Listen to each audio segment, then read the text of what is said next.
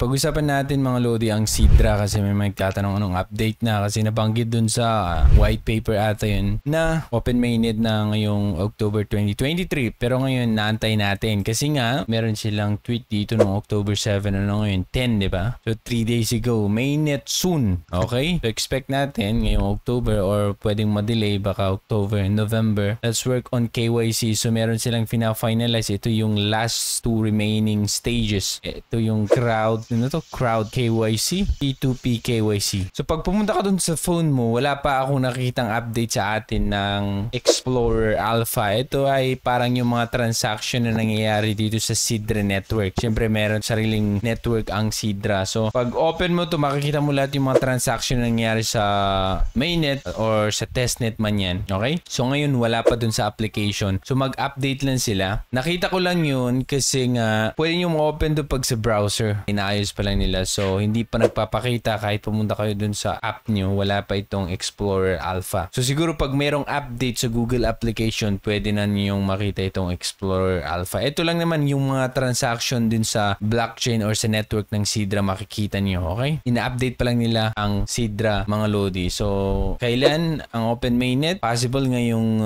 October or this coming month siguro. Basta magbibigay lang sila ng update pag matapos nga daw itong dalawang remaining stages na to. Pag matapos yan, then open mainnet na. So alam natin ang Sidra, mga Lodi, parang maganda yung idea nila na kung saan nagsama-sama ang investors or yung mga andito yung mga investors. Okay, pwedeng dito mo ibigay yung idea mo, yung proposal mo at kung magustuhan nila, yung bumubuo ng Sidra, pwedeng ikaw yun, maging part ka sa DAO, i-approve yun using blockchain na kung saan eto magandang idea to, i-vote natin at kung nanalo yung vote na parang i-continue natin, makakakuha siya ng portion or yung hinihingi niyang funds para i-complete yung project. Parang ganun. Okay? So yung support is nanggagaling mismo dito sa network ng Sidra. Kung saan tutulungan yung mga ma-approve. Pero ang mag-approve dyan, syempre yung mga users dito sa network. Okay? Or yung mga may naitulong. Siguro kailangan mag-stake ng Sidra coin or kailangan mo mag-invest. I'm not sure. Pero waiting tayo kung ano ang mangyayari in the future dito sa Sidra application kasi parang maganda naman siya. Maganda yung plan. Okay? Ayan mga Lodi, ang update natin sa Sidra. Magsasabi ako sa inyo kung ano na nangyari. Kung meron silang ibinigay na update, mag-post ako sa Facebook or gagawan ko ng video kung mas kailangan ng explanation, Lodi. Okay? So update lang tayo mga bilisan dito sa Heat app. So nung nakaraan, natapos na, nag-announce sila. Pag pumunta ka sa website nila, nag-announce sila na tapos na yung test flight, okay? Ngayon, papunta na sa phase 2. Kaso lang problema, hindi ako, karamihan sa atin dito yung makalagin.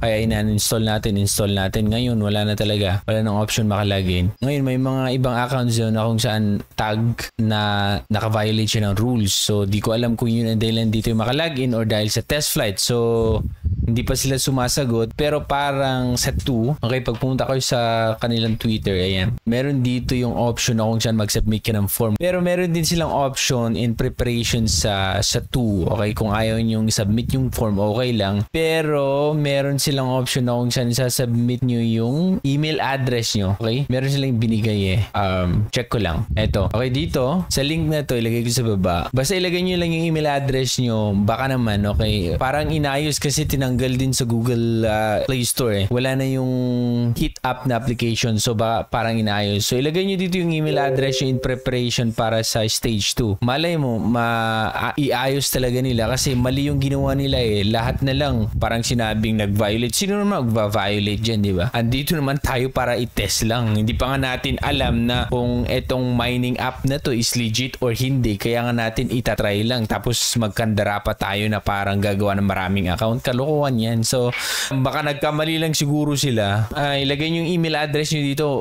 Malay nyo sa stage 2 is ma-recover nila yung mga information. Ako, hindi na ako nag-submit dun sa form eh. Basta nilagay ko lang yung email address ko dito na connected dun sa Heat app. So, yun lang yung update. Tapos, antayin natin sila. Antayin natin yung update nila kasi hanggang ngayon, wala pa eh. Wala pa silang update. Attention, Heat app users account unable to login may be in violation. Yun yung nakalagay dun sa Telegram nila. nila. Pero for reconsideration daw, i-click mo tong form na to. Pero itong form nila, may mga kung ano-anong pinagkukuha nila na wala naman tayong access na dun sa account natin. Katulad ng latest balance natin, sino nakakalam sa inyo? Na-screenshot nyo ba yun? Hindi nga na tayo makalagin, di ba? Estimated referrals, na-screenshot nyo ba? So yun yung problema ngayon. Yun yung sinabi ko dun sa Telegram pero hindi sila nagre-reply.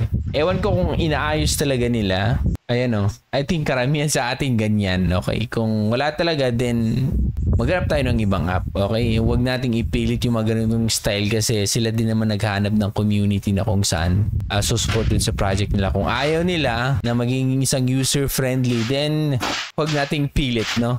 So yan lang ang update sa Heat App. Another update sa atin, no? Itong Omega Network. I-update nyo na yung inyong mga application. Omega Network. Kasi nga, gumaganda din yung Omega Network. Dun sa airdrop mismo, parang nagiging core na din sila. Naghanap sila ng project na kung saan pwede nilang i-offer sa community. So, pag-update nyo, meron dun yung airdrop. Wala pang mga project na nakalagay, pero naayos nila. Pwede mo nang ma-check kung anytime mayroong mag-apply. Kasi meron din naman silang i-offer. Ito, community. Okay, may community din naman ng Omega na kung saan pwedeng mag-offer din ng mga airdrop. So, check nyo yung mga Omega nyo, mga Lodi. So, yan lang ang update natin, mga Lodi, sa araw na ito. Ako si Trogan. Thank you so much for watching. Bye.